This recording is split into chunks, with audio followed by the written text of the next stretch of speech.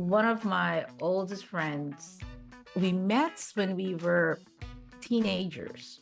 And then we lost touch of each other.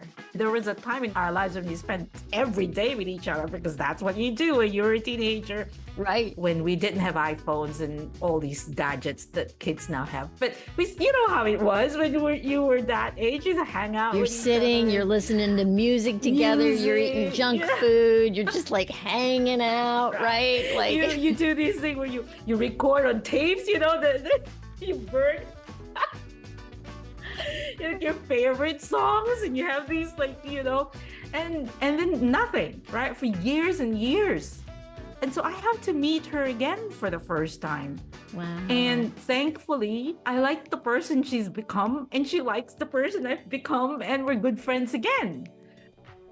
Hello, you are listening to the Late Bloomer Living podcast, where we are reimagining and redefining what it means to be in midlife, where we are gathering energy, momentum, and excitement for our next chapter via candid conversations with other midlifers about their own pivots, pitfalls, and triumphs.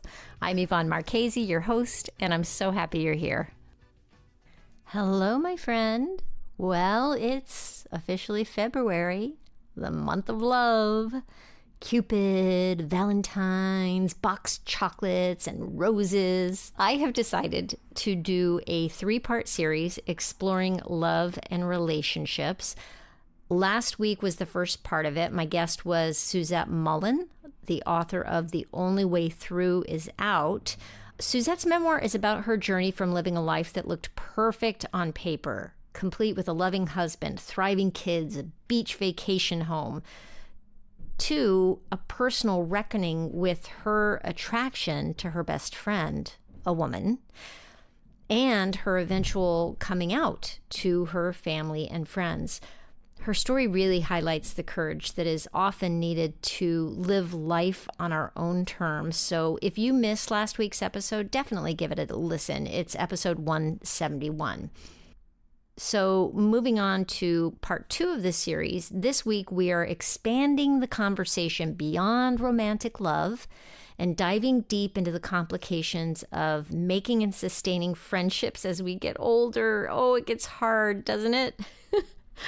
My dear friend Lou Blaser is back for another of our heart-to-heart conversations. Lou holds the record for the most guest appearances on Late Bloomer Living. She was one of the first ever guests on my podcast. In fact, she was my guest on episode 3. And we weren't friends at all when I first asked her to be on the podcast. I heard her talk on another podcast about how hard it was to find the courage to start her own podcast in midlife. I liked her story, of course, and she seemed like a really nice person. So I took a chance and asked her to be on my fledgling podcast, which had no episodes out in the world at this point, by the way. She graciously said yes, and since then, we've become really good friends. So who better to talk about this with?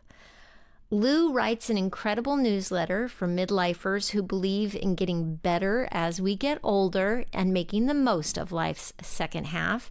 Her newsletter was previously titled Midlife Cues, but I have big news. Lou's newsletter can now be found on Substack under the title, We're All Getting Older. If you've been a Late Bloomer listener for a while, you probably know that her newsletter is a sponsor for this podcast. If you haven't already subscribed, seriously, do yourself a favor and do it. What are you waiting for? Lou also has her own podcast called Second Breaks, and let me tell you, if you like this podcast, you should check out her podcast as well. Hey, by the way, as long as we're talking about making friends later in life, I want you to know that you are officially invited to join the Age Agitators Club, which is my community for women who are making waves as we age. We meet up on Zoom on the first Wednesday of each month to explore busting through all the trash talk that comes with aging and explore what's possible in our next act. You can join for free for your first month to see if this community is a good fit for you. And if you want more information, you can go to latebloomerliving.com/community. And always feel free to email me with any questions at latebloomerliving@gmail.com. And speaking of email, last announcement. Be sure to sign up for my weekly emails with updates about the podcast so you never miss an episode. Okie dokie. Without further ado, here's my dear friend, Lou Blaser. Let's go. Hey, Lou. Thanks for being here. Hey. It's our quarterly get-together. Yes. I love this. I look forward to these things. I don't know why, even though we chat all the time. I know. They're always good conversations. So it's the month of love, we're calling it, right? Right. February. Before we hit the record button, I was remembering last February. Not sure quite what was going on with me, but I was feeling very anti-Valentine's Day, like very much like I was just rebelling against this Hallmark holiday thing, Did you tell John, your husband? Did you tell your husband? Yeah, I told anybody who'd listen, actually.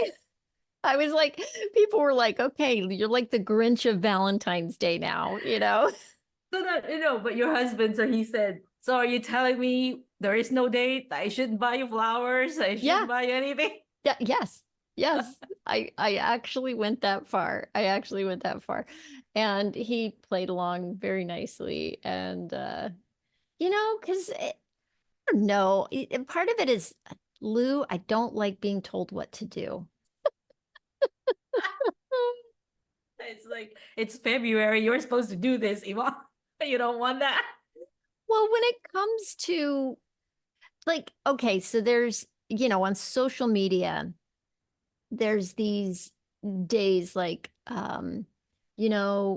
International Day of like your son, your daughter, your siblings. And there becomes this performative need to show your appreciation for whoever that person is that fits that particular description.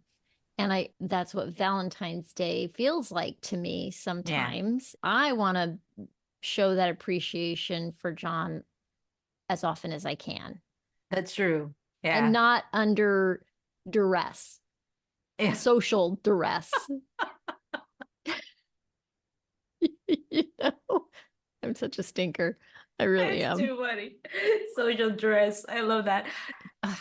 You know what? It's so funny you're raising this because I have this whole thing about how do we maintain relationships, whether it's romantic relationships or relationships with friends. As I don't know, maybe it's the age thing because, when I was in corporate America, busy with my life in corporate America, it was like, how do I say this? I was too busy thinking about how to deliberately nurture relationships that have nothing to do with my career.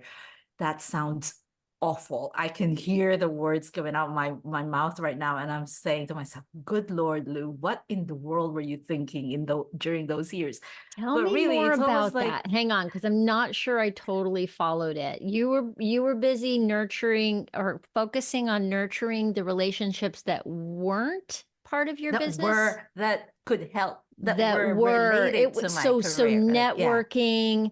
Yeah. Making sure you were making the right connections, doing all that. Yes. Okay. Yeah. It's almost like if I have 5 hours a week, then it'll go to a majority of it will go towards nurturing relationships that can help me with my ambitions, with my goals, which are almost always career related during those years.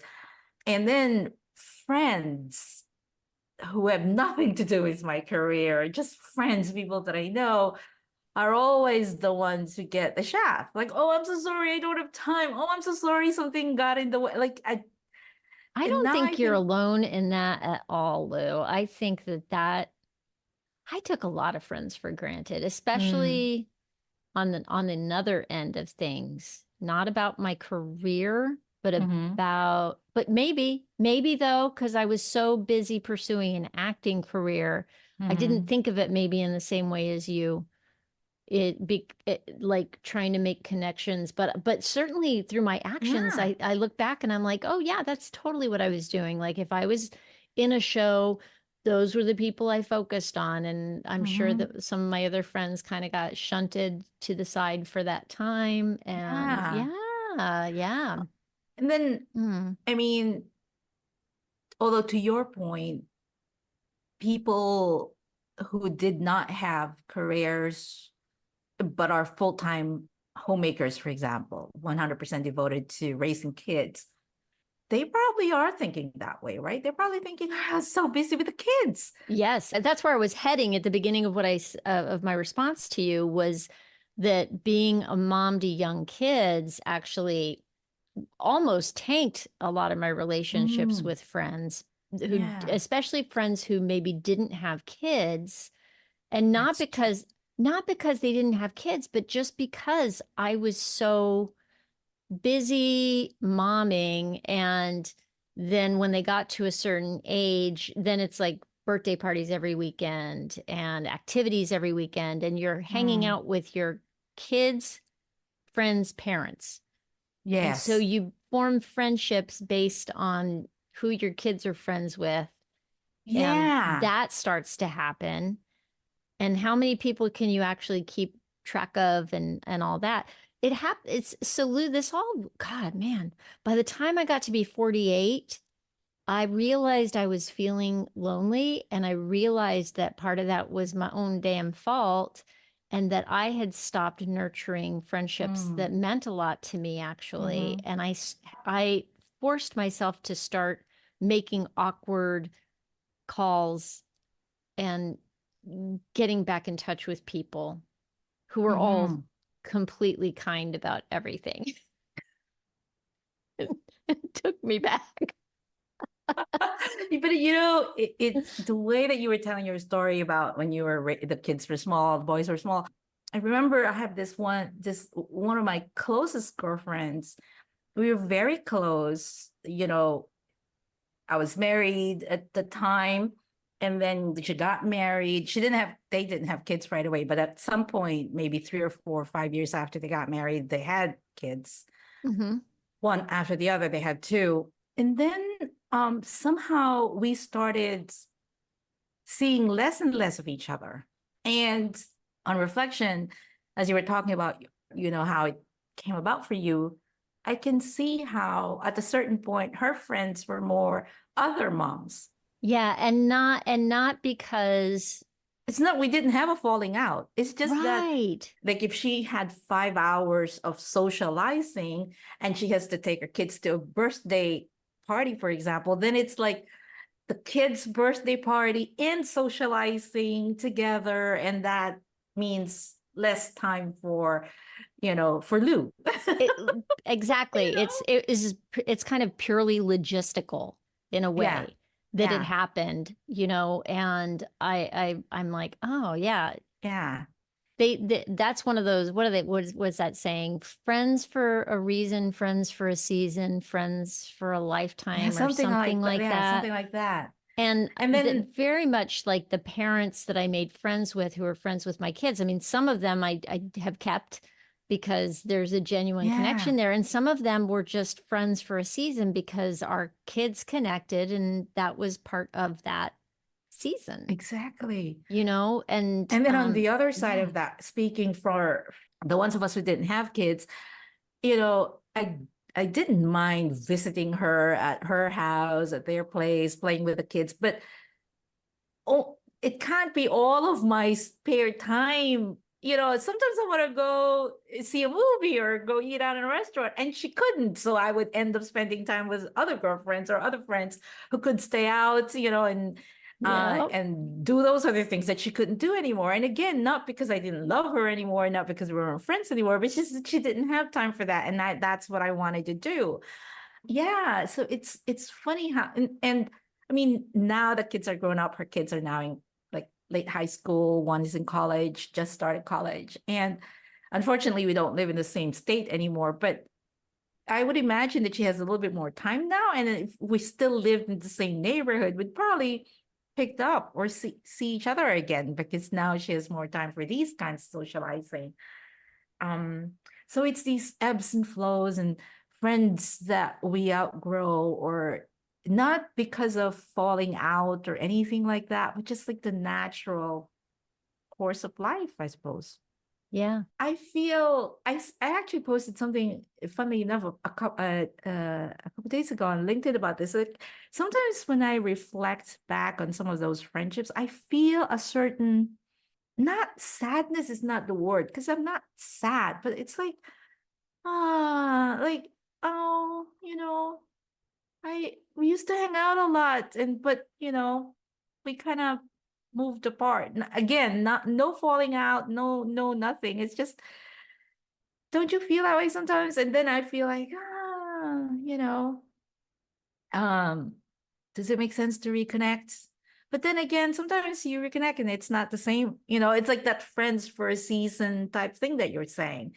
But one great thing that I'm noticing of our generation is that I guess most of us kids are grown up, right? And so we're finding more time again to spend, with other people. Yes, yes. And I find that I am really trying to be more intentional Yes. about doing that and making sure to reach Yeah. out or send somebody a text or say, hey, let's go for a walk. Or if somebody says, hey, do you want to get together for coffee or a walk? I'm like, okay, yes, let me find that moment. Let's make that happen. Because it's Yeah. so easy. It's Yes. so easy to let myself go all in on the grind of getting things done and forget to go have fun and connect with So true. people just because. Yeah. Yes, because I can be guilty of that too. There are always projects to do that seem important. It has a deadline, things I want to do. And so these other things that they fall in the, what's that? The important but not urgent category that Mm. always like, Mm-hmm. and then somebody on that LinkedIn post that I mentioned, somebody actually said how, we rely so much on texting and these things, and instead of the face-to-face connections. And I know I am guilty about that. Like, there's the sense that because we're texting, because we're connected on social media, then I'm still somehow connected to you. So tell me what you think about this. Okay, so you and I, for example, we live in different places. We keep our friendship alive through social media interactions, through texting, through Zoom calls, through calls, just calls, you Mm-hmm. know. So, but texting is part of what we do to keep Right. the connection alive. So I think if texting, I don't know where I'm going with this. I think if texting is a part of other things, then it's helpful. But if you're just solely relying on texting, then you're missing out on the whole friendship experience. Do you know what I mean? Like the too I much think it reliance needs to on, be like a mix. yes, I think like when you've got long distance happening, what can you do?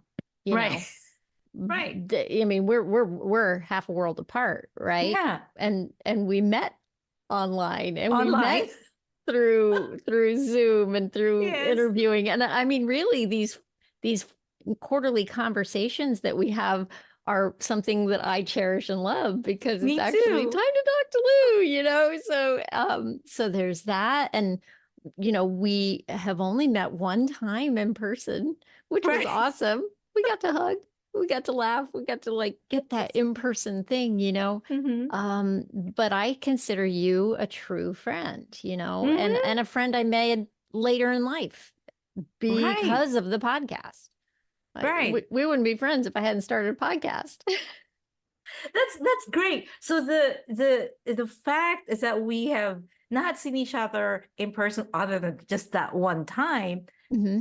to me doesn't detract or doesn't diminish, it doesn't discount the value of the friendship. You are my close friend. I consider you one of my close friends, even though it's a lot of it is done through Zoom calls or calls, phone calls or texting or WhatsApp, interacting with each other on right? on Instagram or whatever. But yeah, it doesn't have to be, I guess we live in a society where it doesn't always have to be face to face anymore.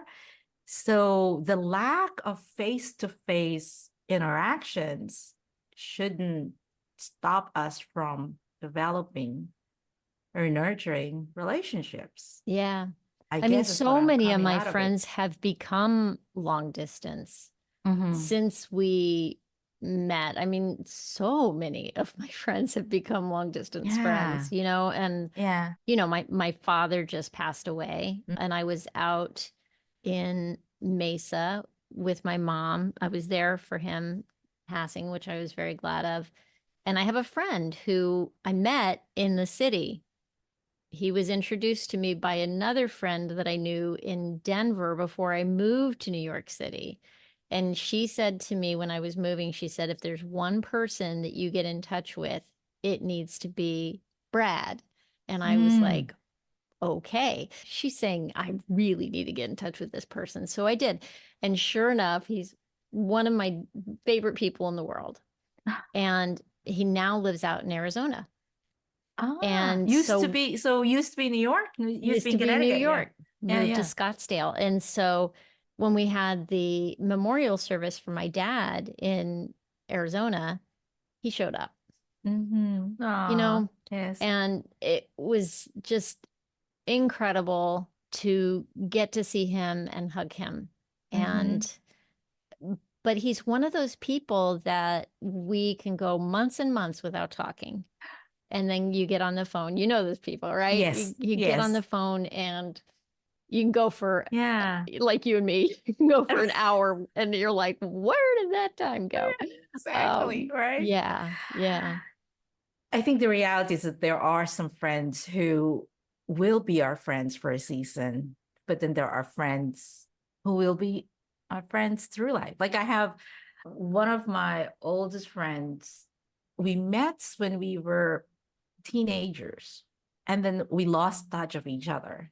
Other than the occasional happy birthday, Merry Christmas, Happy New Year type stuff. Right. She had her career and then her married and kids, and I have my own thing. And we sort of like kept like I kind of knew what was going on with her and she kind of knew what was going on with me, but we've not, it's our lives are so different. The priorities were so different. Like we were so, and then now the kids are all grown up and we find ourselves, in the same town and we're like, we're reconnected and it's back to whatever was the foundation of it when we were in teenagers. No, actually, no, I want to say this. This is another thing that I've been trying to explore a little bit on midlife cues is this concept of we have to meet each other again, sort of for the first time. Mm, Like it's kind of a familiar person, but this person is really different from the 10-year-old and 12-year-old person I sure. met, right? Right. I don't recognize myself from, geez, even 20 years ago. I'm like, who was that?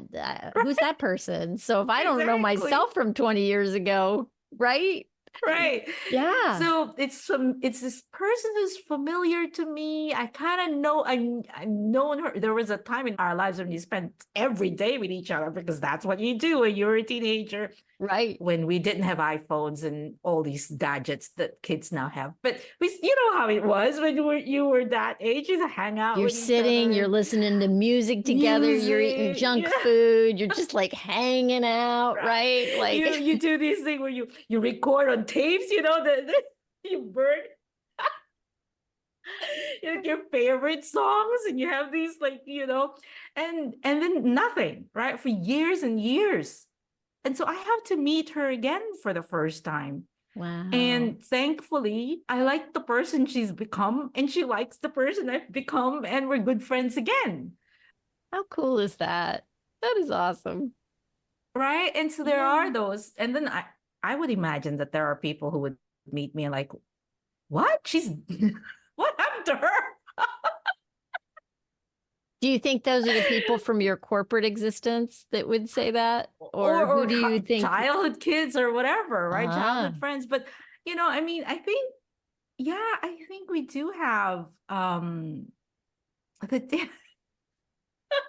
it's just these changes that we go through, and along the way we discard parts of ourselves and we pick up new parts of ourselves, or get to know parts of ourselves, and in the process some relationships survive or get strengthened by it, to discover new relationships, and then some relationships fall away.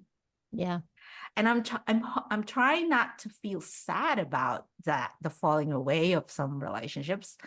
I'm trying to be more accepting of it, that's what happens, I think they're still, I still feel a little sad about some of the Mm-hmm. relationships that, you know, that have fallen away.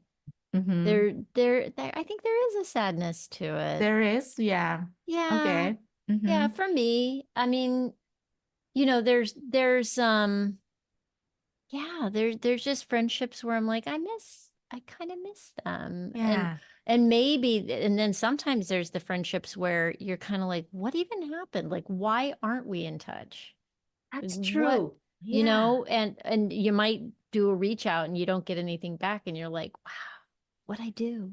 Yeah. What I do? Did I do Right? something? You know? Yeah.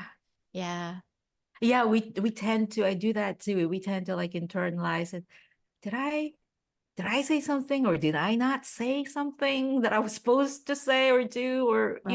right. Yeah. When sometimes it's just natural Yeah. And thing that who know? happens. Yeah. I mean, I Yeah. guess, right? You just got to move Yeah. on from where you are. Do you find so I don't know for me what am I trying to say? Let me start over. For me, starting the podcast has been like a crazy Mm, thing for mm, like an avenue for me to make new friends, which mm. by the way, I didn't get into it to do that. It's a complete byproduct. It's a very welcome byproduct that is Yes. like I'm like, wow, this I had no idea this was gonna happen. Like several people that have been on the podcast as guests, and I'm just like, okay, I need to keep you. I need to Yes. keep you in my life because I really Yes. like Yeah. you, you know. Yeah. That has been a complete and total bonus. And, but it's hard. I'm going back to before I started the podcast. And I was gonna ask you, do you find it hard to make friends now? I, I find it less hard now that I've started the podcast, but Yes. yet the answer was yes. Mm-hmm. Um, Yeah. and I don't know why that is. Why is it easier? Because I started a podcast. Like, what is that even like? That I still don't really even understand the phenomenon of this other than when you talk about wanting to nurture those corporate relationships, those relationships that could benefit your career in some way, shape, or form. This is what's weird, Lou. This is what's weird. I used to think of the word networking felt really Mm. creepy to me, Yes. very Right? creepy.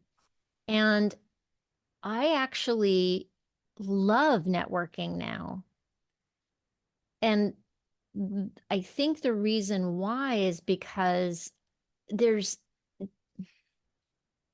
it's not about trying to form transactional relationships. Mm. Mm-hmm. It's about like just being curious about Yes. people. And I kind of almost instantly know if I want to be friends with somebody now. Like, Yes. do you get Yes. that? And Yes. so I can relate. when I get that feeling about somebody right off the bat, I I just dive in. And it's kind of like when you're a little kid on the playground and you're like, do you want to be friends? Yes. You know, do you want to be Yes. friends? Let's go play. Yes. Do you want to be It's good friends? way. Yeah, And exactly. there's like, I'm just letting myself kind of be braver about Mm-hmm. doing that with the people that I instantly like because I'm like, I just like you. Let's just stay in Yeah. touch, okay? Yeah. I don't Um, know. Maybe that is the side effects or the byproduct of having a podcast because I do feel that way too.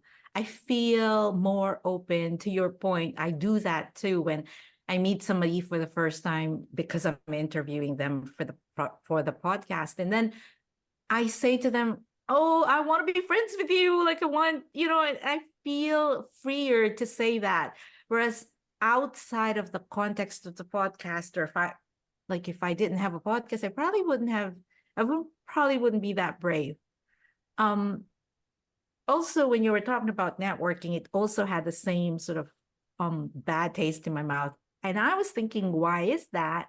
I think it's because in those days, networking was very much contrived situations, like you have to attend this conference call, these conferences or these conventions or these we had these office sort of events that you're supposed to attend, Lou, because that's when you meet the higher ups or the bosses of the bosses and get your name known and that kind of stuff.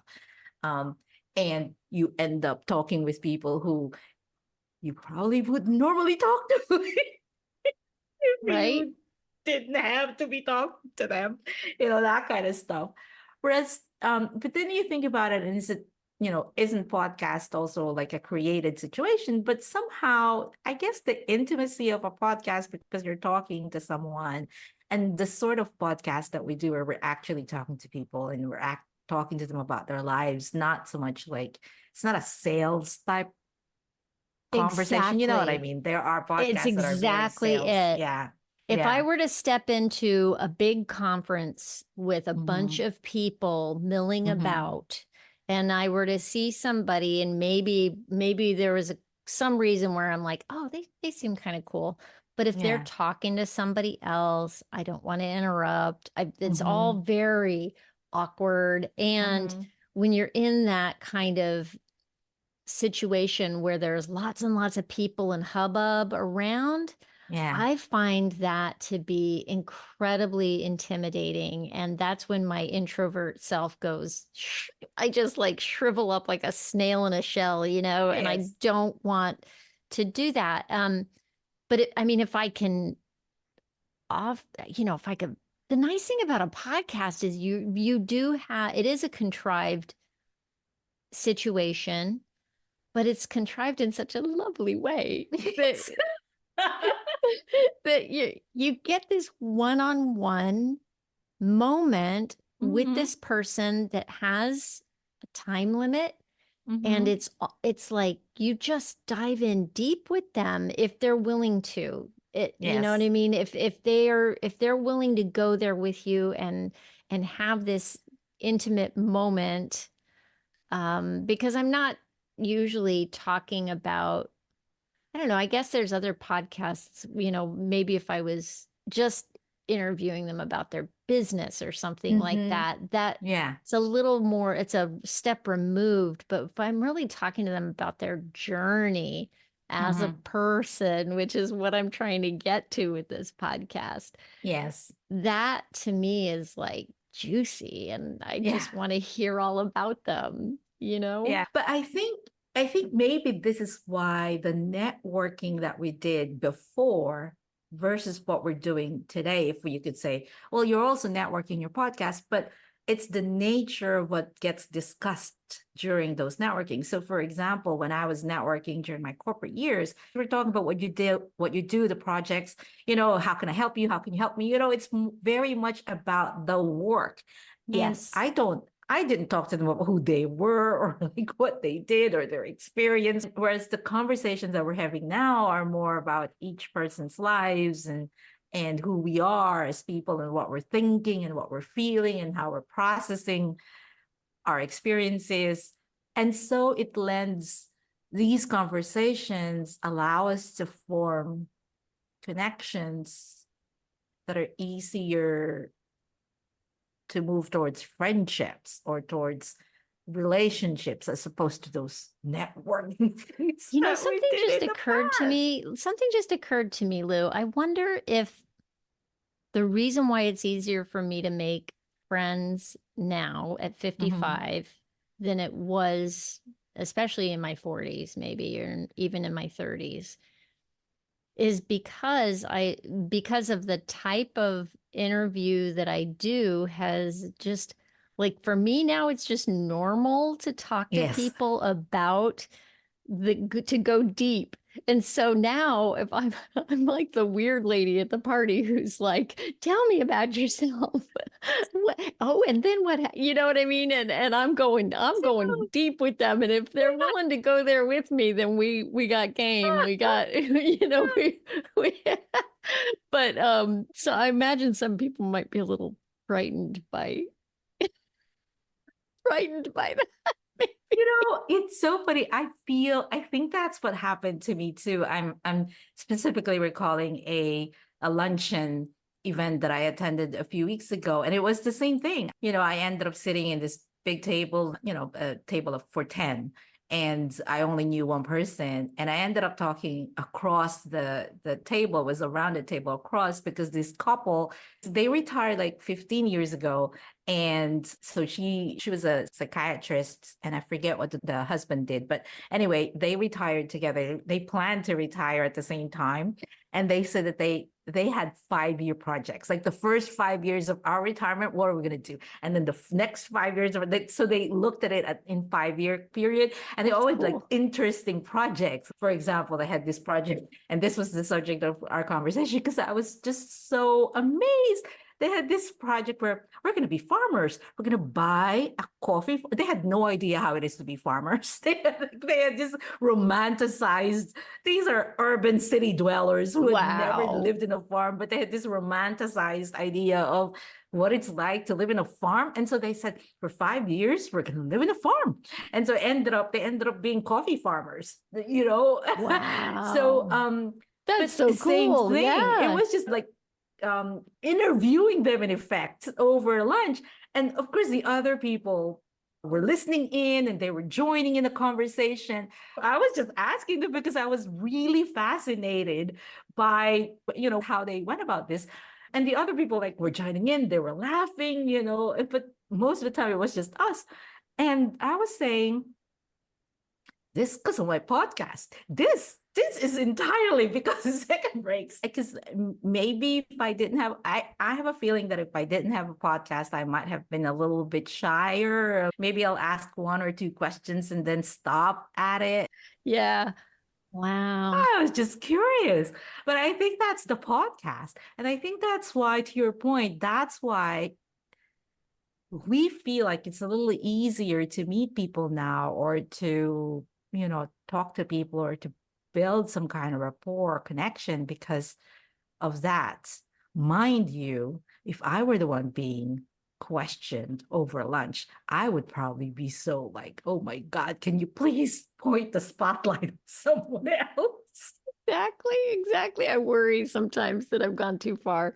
I have to think about this. I'm gonna have to watch myself the next time I'm in this situation and just kind of self-assess. But I think that I try to put people at ease by Mm-hmm. not just drilling them with questions, but also by opening up a little bit too, just to Right. say, oh yeah, that makes me think of this, and this is my Mm-hmm. experience. I have the similar blah blah. You know what I mean? And trying Yeah. to get that exchange. I hope that's what I do. I don't know. Oh no, I just interviewed.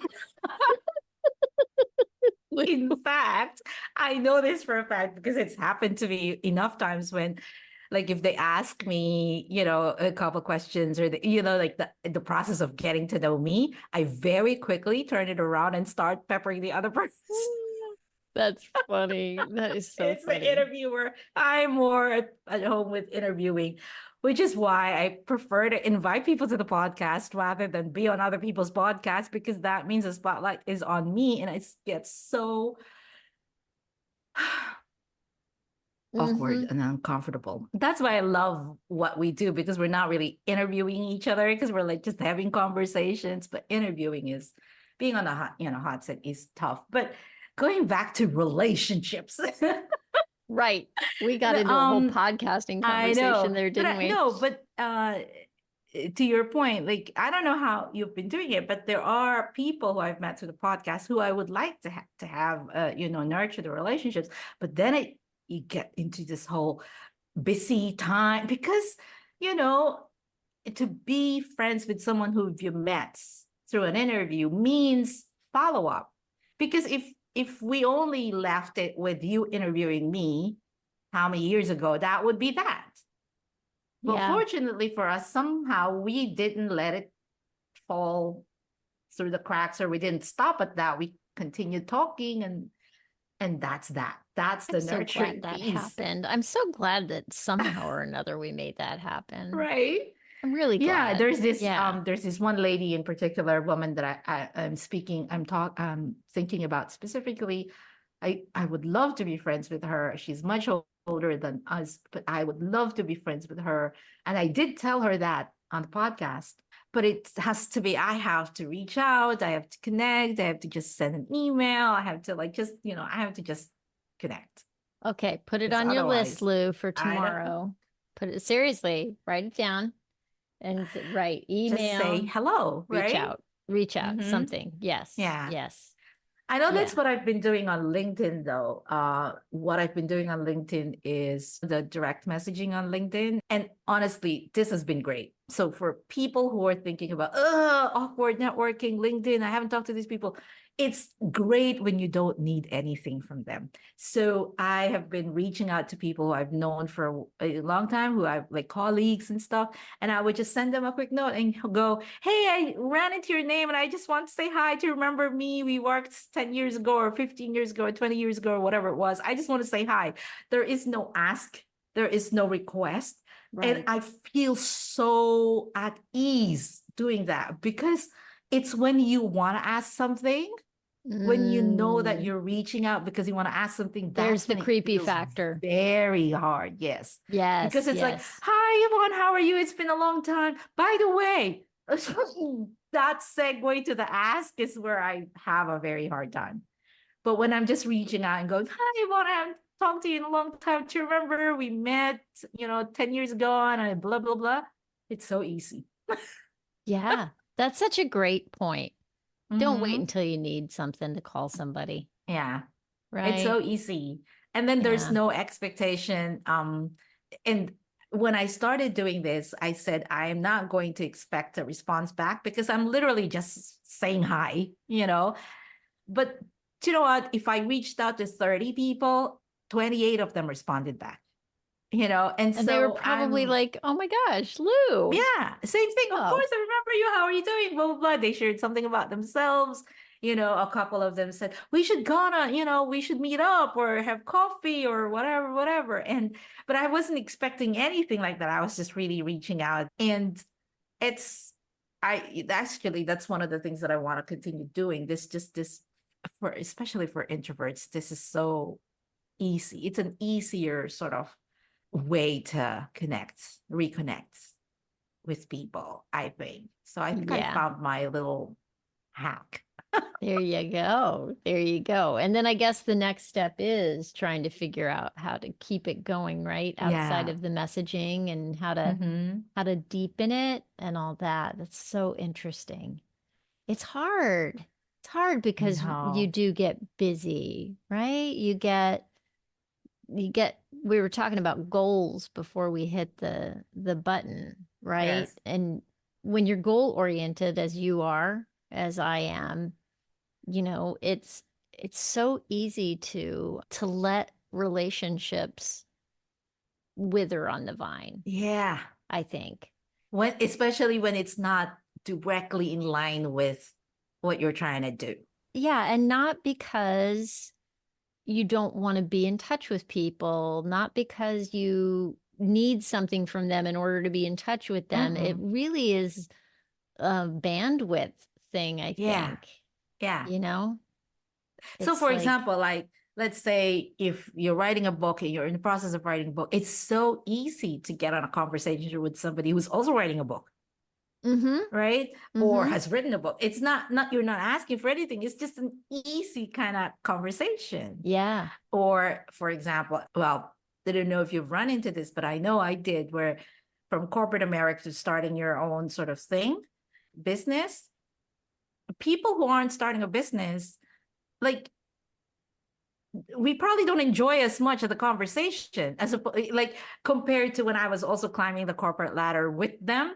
And now I'm starting it's a different sort of conversation. It's easier to have conversations with other people who are also starting a business or, that kind of stuff. Yeah. It's just being able to talk to somebody who gets your current struggles, your current aspirations, your current like day to day, the niggly ins and outs. And you know that somebody else is kind of also living that path that is not exactly the same as yours, but that they get it, because the entrepreneur thing is lonely, right? So, boy, I think it just takes a whole lot of intention and like setting time on your calendar maybe to make yourself be social. Along those lines, I read a lot about these articles about the benefits of having, cross-generational friendships. And I'm saying to myself, how do I make friends with 20, 30 years? Like, I don't have a lot of friends. I don't have kids. So maybe you have kids. So you tell me whether you have friends who are like a lot younger. And I'm saying, how do I make these relationships? That is a great question. How do we? I don't have an answer to that. Yeah. Like it's almost like, wow. I have a lot of friends now, like obviously our generation and then older generation. I think it would be easier for me to make friends with older people based on what I'm doing right now, rather than, I would love to make more connections with younger people that are genuine friendships. And exactly. This may be something that we need to focus on, Lou. I think about this, right? Like, how do we do this? How do we make this happen? And I don't know. Because there is a benefit to having older, younger friends, the widening of, how we think or whatever. I was just having a lunch with an old friend of mine, and his 25-year-old daughter came with us. So I've known this girl when she was like a toddler, and now she's a grown up woman. And so she came with us, she had lunch with us. And they think differently, and or she thought differently from me, like, and I was for a minute, for a New York minute, I was like, I want to be surrounded by people who think this way, because they have a different way of looking at life or looking at things. And it's not necessarily because that they're young. It's because that they're young at this time, because when we were 25, the world wasn't like this. Exactly. They have had such a different experience of growing up, right? As you were talking about this friend with his daughter, just before that, I was like, oh, well, there's my nieces and nephews who occasionally I get lucky enough that one of them will call or one of them will visit. And if I can get them in a one-on-one situation, it's so much fun to talk to them, it is. It is so great. And one of my friend's daughters, occasionally I'll get a little one-on-one time with them, and they're teenagers. And it is amazing to get to talk to them and see where they're at with their life right now. And they did, like you said, it's not because they're young, it's because they're young now. Yes. Like it's a whole different world than we grew up in. It's amazing. And that's why I'm like, it affects how they think about things or how they make decisions. Just the fact that they're in this world. And I was like, hmm. Hmm. Things that make you go, hmm. Exactly. Oh my So goodness.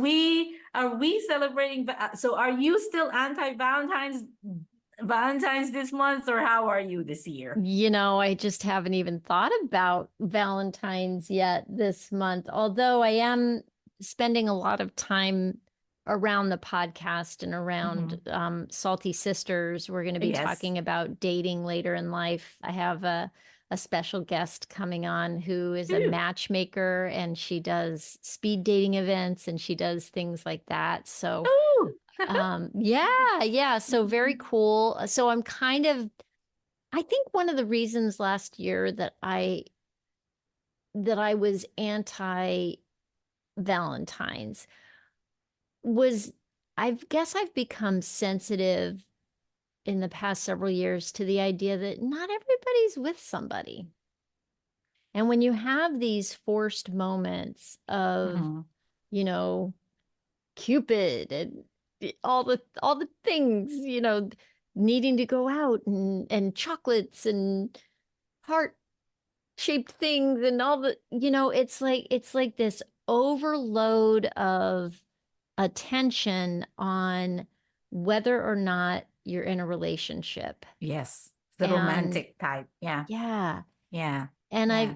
I feel like, well, there are people who just don't want to be in a relationship, Mm-hmm. and then this is pushed into their face, or there are people who would very much like to be in a relationship and are not, and Yeah. then this thing is pushed into their face. Yeah. And yeah, so I guess part of me was like, that it's a lot. It's just a lot. So I met three other women a few weeks ago. Funnily enough, I was told that I'd known them before, but I don't remember having met them before. But I met them again, and it's awesome. It's great. We clicked. And so one of us is married. I'm divorced. The other one has never been married. And the other one, she lost her husband, I don't know, 10, 15 years ago, maybe at this point. Mm-hmm. So, with the exception of the one who's married, the three of us aren't in any romantic relationship right now. And so we were talking about when we were going to get together next. And then somebody said, well, Valentine's Day, February, blah, blah, blah. And then so we started talking about probably because of the stage in life, the phase in life that we're in, to your point, the three of us who aren't in any romantic relationships right now, we're not at this stage in our life when we're dying to be in a relationship. You know what it means when you're like single and you want to be in a relationship. And so you feel upset during this time of the year because it's like a reminder that you're not with somebody. Well, the three of us who aren't in a romantic relationship don't feel that way. We're very like, yeah, let's do something, blah, blah, blah. And then the one who's been married for I think, I don't know, past 25 years, whatever, she was like, oh, can I have a Valentine's Day without my husband? Can I have a different Valentine's Day, whatever. And so we were planning on celebrating Valentine's Day, just the four of us. And I thought for a second how healthy it was to have that kind of. So there wasn't, I've also been in those kinds of gatherings when I was in my earlier years, when it was more of a rebellious kind of thing, when it's almost like we are women and we're going to get together. Like there's always like a feminist sort of rebellious kind of element to why we're getting together during Valentine's Day. But this time it was just very wholesome. We're friends.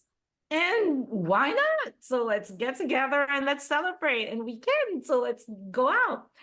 And in fact, the married woman was like, oh, can I be part of it? Because I can always celebrate Valentine's Day with my husband. And so I just felt like it was the joys of getting in midlife and a lot of these things. Um, a lot of the things that used to be upsetting to me, I'll personalize it, no longer feels as upsetting, and Yeah, it's just like, hey, let's do it. Let's get together. So, question, Mm-hmm. question. I love it. You've got this group of four of you, right? Yeah. Women. Um, the other thing that has changed for me as I've gotten older is that I value my female friends Mm. more than I used to. Mm-hmm. Um, I I used to avoid groups of women because I was fearful of the mean girl factor, the what it all came from like some high school experiences, right? And I guess I just decided at some point that I was only going to be friends with one woman at a time, Mm-hmm. that there were and never the twain shall meet. There will be no group Right. activities. Right. Right. And I found it a lot easier to make friends with men when I was younger. Yes. And that has flipped. And now I am friends with groups of women there, and there is none of that. And I don't know if it's just because we've all gotten older and kinder, Yeah. or or that we want to support each other now. There's none of that, like when somebody isn't around, that person gets talked about in Mm-hmm. some way. You know what I mean? That I hated when I was in high school. Mm-hmm. Um, so I don't know. What are your thoughts on that? I think yes to all that you said. Um, I also think that there's an element of it that is about us, as in you, me, as individuals. Our BS meter radar got better as we got older. And Mm, so that it's we we probably won't find ourselves in situations where there is that possibility, because mm. the radar would have been like ringing off like a fire alarm miles and miles It's true. away. It's true. I probably if there was somebody who I felt that potential from, I probably just wouldn't get close. Right. Yeah. I think so. Interesting. Yes, I So I think you're think that's right. that. So we don't if there's less of that now. And then the people that we find ourselves surrounding ourselves with are people who we are naturally attracted to, because they have that energy of supportive and open, and you know no gossip. I hate that, those kinds of things. We don't find ourselves too often in those situations anymore, because our Yeah. BS meter, our BS radar got better. Yeah. I think that's Yeah. it. I think that's it. Yeah. Oh my goodness. But I mean, I am, I'm not impressed and admire you a lot about your ability to gather, women who are very supportive, and that you open your circle to all of us. So, for example, you have this monthly gathering of women through your, oh, you've renamed it. I did. I What's it called renamed now? it The age, the uh, Age Agitators Club. yes, the age agitator club, right? And so it's you're able to gather those kinds of women together, and there's this other group that you gather, that we are more women entrepreneurs that you gather from time to time. You create this nurturing, supportive uh, community, or space for all of us to be part of. And so, but you're very good with that. So Thank you. could It's thank you so much important for to doing me. that. It's Yeah. become very important to me because, as I said, I value my relationships Mm-hmm. um, more highly Yeah. than I used to. Yeah. I feel like when I was younger, I was incredibly self-involved. Mm. Yeah. And I think I still have those tendencies. But now I'm aware of the tendency and try to fight it. And I do think that we well, there's a quote that I'm trying to think of that I can't think of right now. If I think it's like, what is it? If you want to go quickly, Go alone. That proverb. But if you want Yeah. to, Something like if you want to do it right, if you want to do it faster, like something about something do it alone or something do it with others. yes, something with others, something alone. Yes. You guys, you get this, right? Hang on. This is going to drive me crazy. Hang on. What is that? Hang on. I'm It's a Googling. proverb. I'm Googling. Yes. If you want to go fast, go alone. I think I found it. If you want to go far, go together. There you go. If you want to go fast, do it alone. If you want to go far, yes, totally. yes. All right. We got it. Okay. You know what? Actually, that's a perfect place to end this, isn't it? Yes. It's a great place to end this conversation. Oh my goodness. I love you, Lou. Oh. Par for course. We are ending with the giggles. It's always the case. We have dissolved into the giggles, and there we go. All right. Love you. Love you. Well, there you have it. Boy, we covered some ground in this conversation, didn't we? But that seems to be how all my conversations with Lou go, whether we are recording for one of our podcasts or just catching up and hatching plans. Some of my favorite takeaways. Let's see here. Number 1, if you are lonely, put yourself out there in some way. Get brave. Push yourself to reach out to that person who you think is pretty cool that you'd like to get to know better. You might surprise yourself. Ooh, and here's one that I think is so key when you're getting on in life. There will be times when friendships run their course without any wrongdoing on your part or theirs. And that first quote that Lou and I were trying to remember comes from a poem by Brian A. Drew Chalker. And the well-known phrase is, people come into your life for a reason, a season, or a lifetime. I'll include the full poem in the show notes for you. And lastly, the other phrase we were struggling with at the end is, if you want to go fast, go alone. If you want to go far, go together. I think I want to go far. More and more, I'm realizing the value of my friendships. There are people that I've stayed friends with for decades, and there are new friends who have shown up only recently, but I treasure all of those relationships.